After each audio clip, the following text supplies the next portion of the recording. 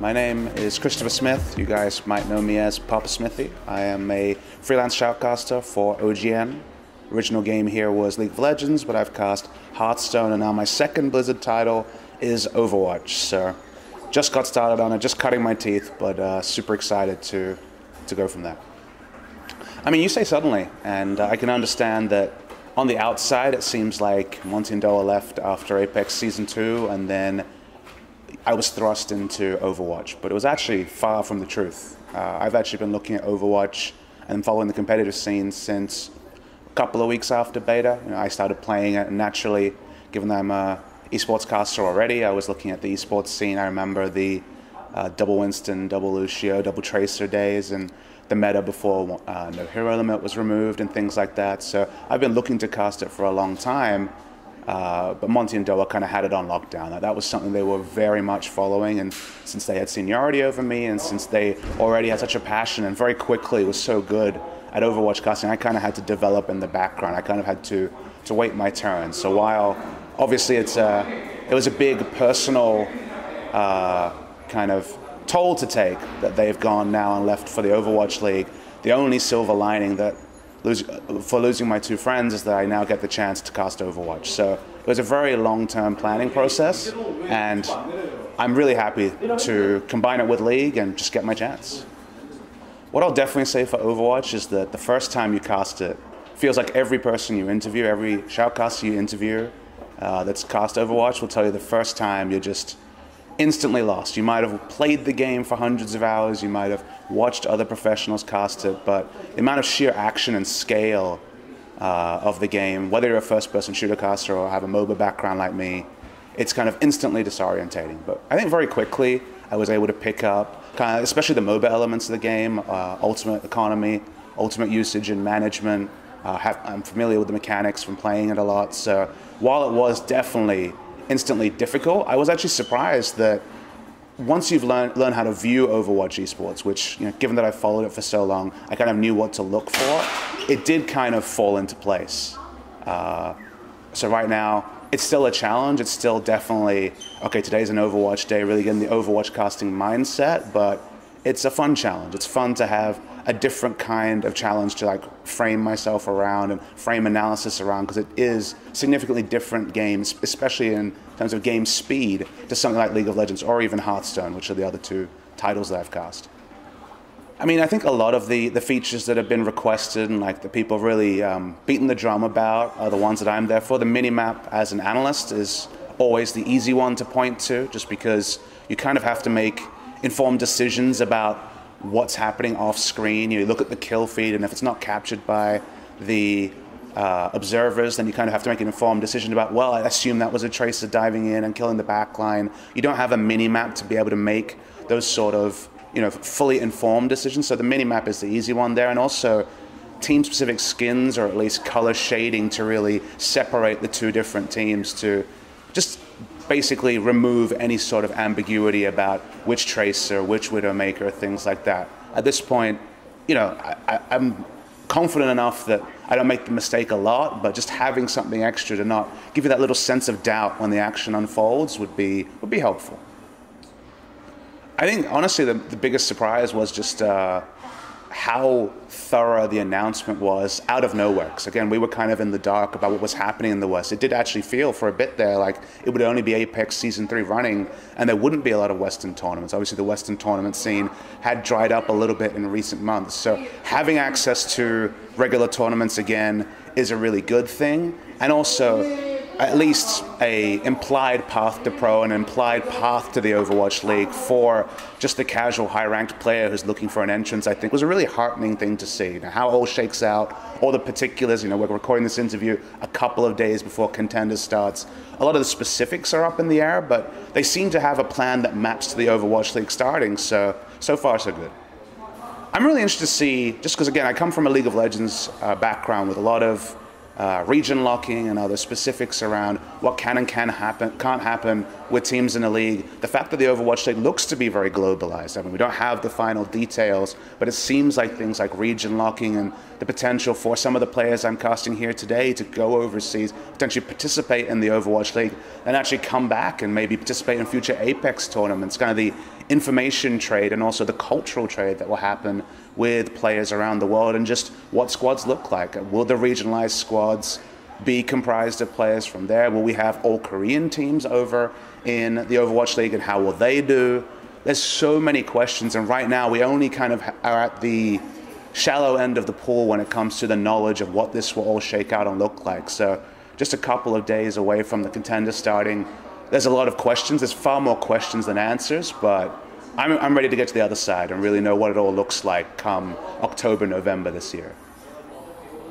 I mean, I completely agree with Monty and Doa, and it shouldn't be any surprise because whichever caster you see ask this question, I think most people in esports, they'll give roughly the same answer, where you ask people what their passion is, what their interest is, what their end goal is, and you just say, okay, well, the building block of content creation, whether it's casting or writing stories or interviewers like yourself, is to actually have a body of work to show someone when a real or a paid or a more secure opportunity comes along.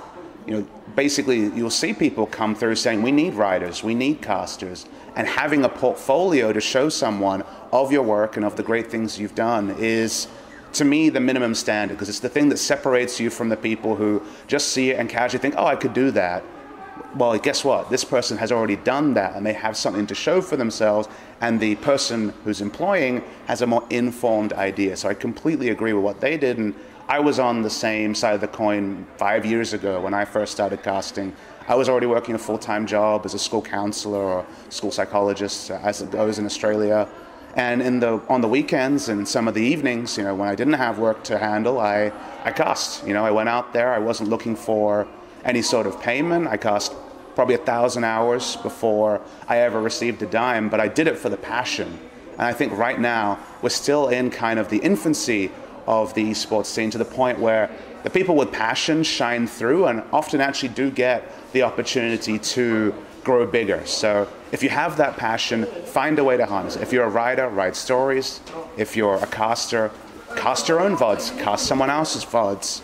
Look for opportunities, build a portfolio, and then from there, bigger and bigger opportunities till there is that big paid position for you in the future. I think definitely timetabling is a sacrifice.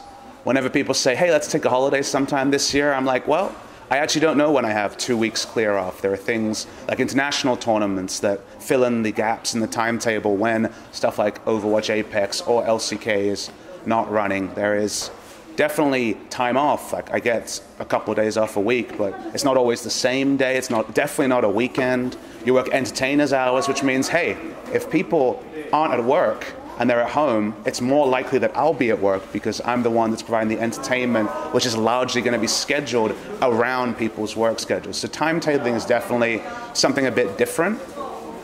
Security of jobs certainly can go up and down depending on your ability to transfer titles. Not every caster has been able to move from one game to the next. There's definitely some downsides, and honestly, there are people who kind of shot themselves towards being in the esports industry, kind of planned meticulously over years, finally got into the industry and then found that turning and evolving a hobby into a full-time job wasn't what they were looking for. Not everyone can take a hobby and actually make it their job, and it might actually cause you to resent something that you loved before. So there's certainly potential for trade-offs. I feel spoiled because I really do enjoy the games I get to cast and everything, but will that be the story for my whole career?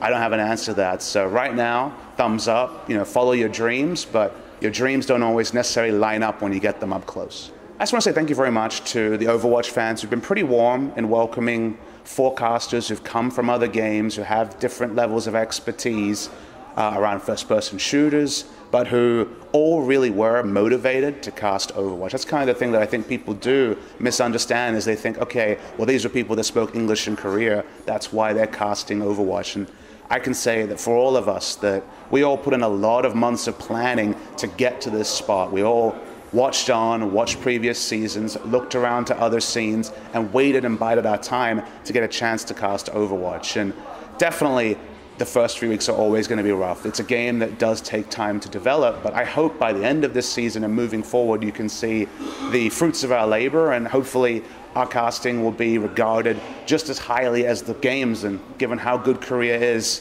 it's a lofty goal, but it's what we're all shooting for. I mean, beautiful tracking is by far the best meme.